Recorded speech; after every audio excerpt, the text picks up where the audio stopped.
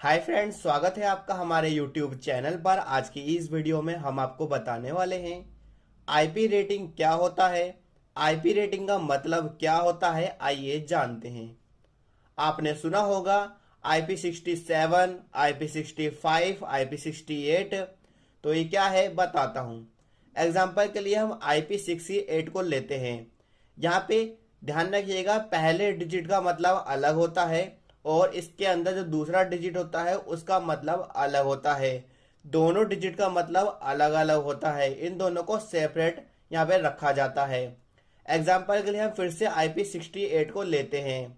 यहाँ पे जो पहला डिजिट होता है वो बताता है कि कोई भी इलेक्ट्रॉनिक आइटम कितना डस्ट प्रूफ है, कितना डस्ट रेजिस्टेंट है। और जो दूसरा डिजिट होता है वो बताता है कि कोई भी आपका इलेक्ट्रॉनिक आइटम कितना वाटर रेजिस्टेंट है। ध्यान रखिएगा, कोई भी इलेक्ट्रॉनिक चीज जो भी इलेक्ट्रॉनिक पे काम करती है वो वाटर प्रूफ नहीं हो सकता है। जब मैं ये वीडियो बना रहा हूँ, इस साल तक अभी भी कोई भी ऐसी चीज नहीं आई है जो पूरी तरीके से वाटर प्रूफ है।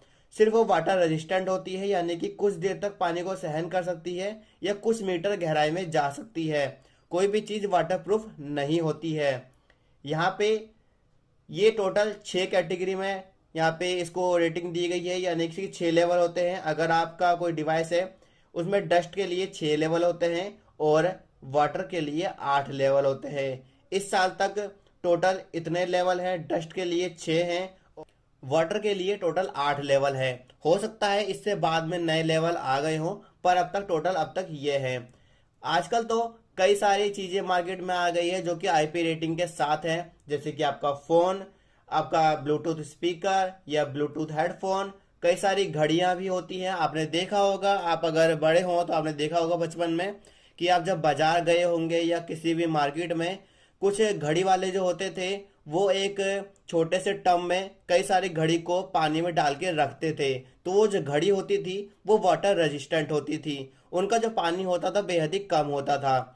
आपने शायद वो घड़ी खरीदी होगी तो किस दिनों बाद खराब हो गई होगी, क्योंकि उसका जो पानी का लेवल होता है वो बहुत कम होता है, यानी कि कुछ देर तक पानी को सहन कर सकती है या थोड़े से गहराई को सहन कर सकती है। अगर वो ज़्यादा गहरा जाएगी पानी में तो वो खराब हो जाती है।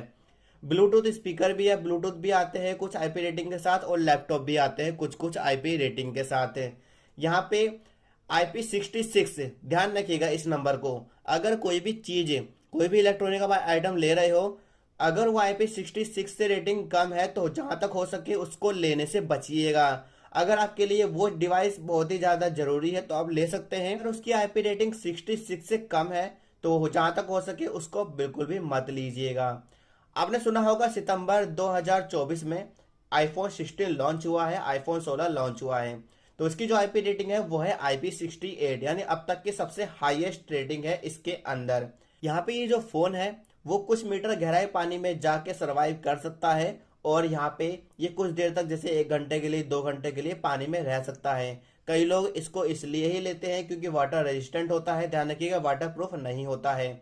ऐसे ही एक और फोन अभी निकला है, सैमसंग गैलेक्सी S24 अल्ट्रा। एक S23 अल्ट्रा भी आया था और आने वाले टाइम में S25 अल्ट्रा भी आने वाला है।